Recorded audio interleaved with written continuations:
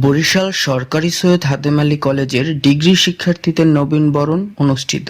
বরিশালের অন্যতম বিদ্যাপীঠ সরকারি সৈয়দ হাতেম আলী কলেজের 2023-24 শিক্ষাবর্ষের ডিগ্রি নবাগত শিক্ষার্থীদের নবীনবরণ অনুষ্ঠিত হয়েছে। 23 জানুয়ারি বৃহস্পতিবার সকাল 11টায় কলেজের নিজস্ব ভবনে এই আয়োজন করা হয়। উক্ত আয়োজনে প্রধান অতিথি হিসেবে উপস্থিত ছিলেন প্রফেসর মোহাম্মদ হারুন অর রশিদ হাওলাদার, অধ্যক্ষ সরকারি সৈয়দ হাতেম আলী কলেজ।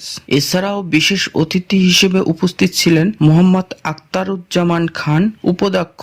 অন্যান্য শিক্ষক, কর্মকর্তা, কর্মচারী উপস্থিত ছিলেন। এই নবীনবরণ অনুষ্ঠানকে কেন্দ্র করেই মুখরিত হয়ে উঠছে কলেজ ক্যাম্পাসটি। সুনাগরিক হিসেবে গড়ে ওঠার আহ্বানের মধ্য দিয়ে ফুল দিয়ে বরণ করে নেওয়া হয় নবীন শিক্ষার্থীদের। নবীনবরণ অনুষ্ঠান উপলক্ষে সাজানো হয় গোটা ক্যাম্পাস।